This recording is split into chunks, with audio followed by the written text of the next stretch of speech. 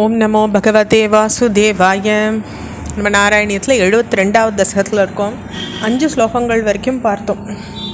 அதாவது அக்ரூரர் சுவாமியை பார்த்தோன்னே அவர் அடைஞ்ச ஒரு நிலைக்கு வர்ணிக்க முடியாத நிலையாக இருந்தது. அவர் மோகத்தில் ஆழ்ந்தது போலையும் ஆனந்த கடலில் மூழ்கினது போலையும் உணர்ந்தாருன்னுட்டு 5வது ஸ்லோகம் சொல்லித்து. 6வது பார்க்கலாம். பஷ்யன் அவந்தத பவத் விஹ்ருதி ஸ்தலானி பாம்சூஷ்வ வேஷ்டத பவச்சரணாங்கிதேஷு கிம் ப்ரூமஹே பஹுஜனாஹி ததாபி ஜாதா ஏவம் து பக்தி தரலா விரலா பராத்மன். பரமாத்மாவேன்னு அழைக்கிறார் பரமாத்மன்னுட்டு.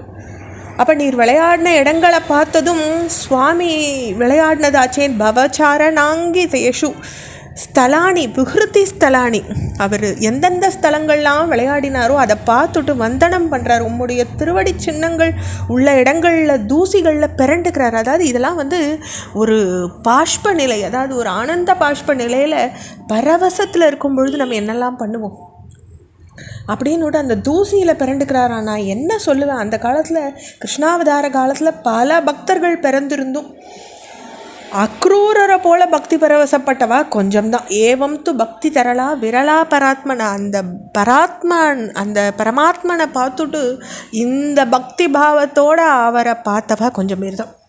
மீதி பேர்லாம் அவளை சில மானிட பிறவியாக பார்த்தவாளும் இருக்கா. அவளால் உணர்ந்துக்க முடியல. ஏன் துரியோதனாதிகளே அப்படி தானே இருந்தா நமக்கு தெரியறதே. ஸோ அவளை பொறுத்தவரை சுவாமி ஒரு மானிட பிறவி. அவளால் அவர்கிட்ட தெய்வத்தை காண முடியலை. 7வது ஸ்லோகம். சாயம் ச கோப பவனானி பவச்சரித்ர கீதாமிருத பிரசுருத கர்ணரசாயனானி பஸ்யன் பிரமோத சரிதேவ கிலோஹ்யமானோ கச்சன் பவத் பவன சந்நிதிம் அன்வயாசீத். பவன சந்நிதி அன்வயாசித். பவனம்னா சுவாமியினுடைய வீடை போய் அடைகிறார். எப்படின்னாக்கா சாயங்கால வேளையில் சாயம்ச கோப பவனானி, அந்த பவனத்துக்கு எப்போ போகிறார்? சாயங்கால வேளையில். காதுக்கு ரசாயனம் போல பெருகி வந்த உம்முடைய லீலகானமான அமிர்தம் நிறைஞ்ச கோபர்களின் வீடுகளை பார்த்துட்டே போயிட்டு அந்த ஆனந்த பெருக்களை கவரப்பட்டவரா நடந்துண்டு உம்மா திருமாளிகைக்கு முன்ன சேர்ந்தார் இல்லையா. சந்நிதிம் அன்வயாசித், அந்த சந்நிதி முன்ன நின்னார் இல்லையான்னு சொல்கிறது. அடுத்த ஸ்லோகம்.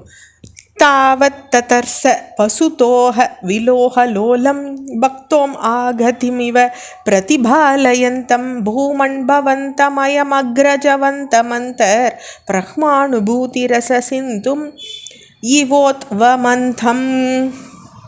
அப்போ எங்கும் நிறைஞ்ச ஈசான்னு அழைக்கிறார் சுவாமியை. அப்படி பசுக்கள் பால் கறக்கிறத பார்த்து மகிழ்ச்சியோடு இருந்தவர் அவர். பசுதோக விலோக லோலம். அப்போ பசுவை தோகனம் பண்ணுறதுனா பால் கறக்கிறது. அப்போ அதை பார்த்து மகிழ்ச்சி அடைஞ்சவரும் உத்தம பக்தன் வரவை எதிர்பார்க்கறது போலையும் தமையனோடு நின்றுட்டு இருந்திருக்கார் சுவாமி. உள்ளூர பிரம்மானந்தனுமான அந்த ரசமான ஆனந்த கடையில் மடை திறந்து விடுறவர் போல இருந்தவருமான உண்மை அக்ரூரர் தரிசித்தார். ஏன்னா சுவாமி அக்ரூரர் வரப்போகிறாருன்னு சுவாமிக்கா தெரியாது. அவர் ஏற்கனவே அந்த ஆனந்த நிலையில் இருக்கார். இவரை நம்ம சந்திக்க போகிறோம் அப்படின்னு. அடுத்த ஸ்லோகம்.